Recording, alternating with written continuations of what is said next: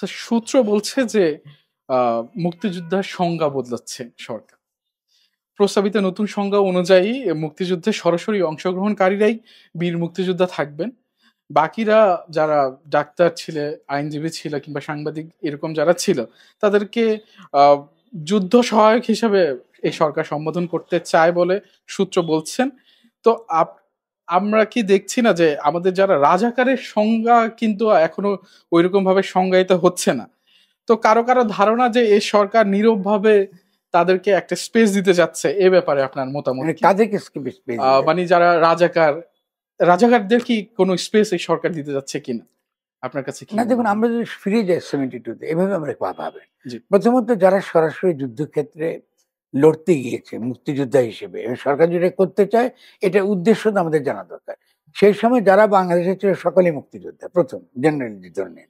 কিন্তু আমরা কেন কিছু কিছু আমাদের নাগরিকদের আমরা এই সম্মানটুকু দিতে চাই, যারা সরাসরি যুদ্ধক্ষেত্রে গেছে, জি, তার মানে তারা বুলেটের সামনে, যুদ্ধের সামনে তাদের জীবনের ঝুঁকি নিয়ে গেছে। আমরা তো ছিলাম, জি, কিন্তু আমাদের সেরকম প্রত্যক্ষ কোনো ঝুঁকি আমাদের মধ্যে ছিল না, অনেকের মধ্যে ছিল না। জি, আমি যুদ্ধ করি, সে ভিন্ন প্রশ্ন, কিন্তু যারা জি, এটা করতে গেছেন তাদের সেই ঝুঁকিটা ছিল না।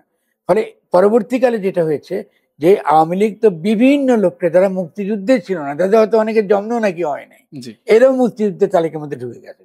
তো স্বভাবতই সরকারকে একটা আইনি সংজ্ঞা খাড়া করতে হচ্ছে, যেহেতু মুক্তিযুদ্ধের সঙ্গে অনেকগুলো সুযোগ সুবিধা পাওয়ার ব্যাপার জড়িত। আপনি জি, মুক্তিযোদ্ধা হয়ে যদি আপনি থাকেন হিস্টোরিক্যালি, তো এটা তো তর্কের বিষয় না। কিন্তু সরকারকে করতে হয় কেন? যেহেতু তার সঙ্গে অনেকগুলো সুযোগ সুবিধা জড়িত এবং এমনকি পুরস্কার দেওয়া জড়িত। ফলে সরকারকে অবশ্যই সংজ্ঞায়িত করার প্রয়োজন রয়েছে। কিন্তু যখন সে সংজ্ঞায়িত করছে, এটা আমি জানি না। জি, যেমন ধরুন, বিশ্রামগঞ্জে যে ডক্টর জাফরুল্লাহ চৌধুরী, তিনি যে একটা মুক্তিযোদ্ধা হাসপাতাল করেছেন, তারা কি ছিল? তারা কি মুক্তিযোদ্ধা ছিল, নাকি না, তারা সহায়ক ছিল? এটা তাদের কথায় পরিষ্কার হয়নি। আমি বলবো যে তখন তো এই ডাক্তাররা একটা বিশ্রামগঞ্জে, এই যে তারা একটা ফিল্ড হসপিটাল বলে, এটা মুক্তিযুদ্ধের ফিল্ড ফিল্ড হসপিটাল, হসপিটাল। এটা তারা করেছেন ডক্টর জাফরুল্লাহ এবং তার অন্যান্য সহকর্মীরা। তো তারা তো মুক্তিযোদ্ধা ছিল, তারা তো মুক্তিযুদ্ধে, তারা যুদ্ধক্ষেত্রে এটা করেছে। ফলে আপনি ডাক্তার হলে যে তিনি মুক্তিযোদ্ধা নন, ব্যাপারটা তা না। কথা হচ্ছে, তিনি ডাক্তারিটা করেছেন কোথায়? আমরা যখন একটা সময় যখন যুদ্ধ করেছিলাম, সেই সময় আমরা আহতদের নিয়ে যেতাম আপনার অনেকের ডাক্তারদের কাছে, এখানকার স্থানীয় ডাক্তার মধ্যে।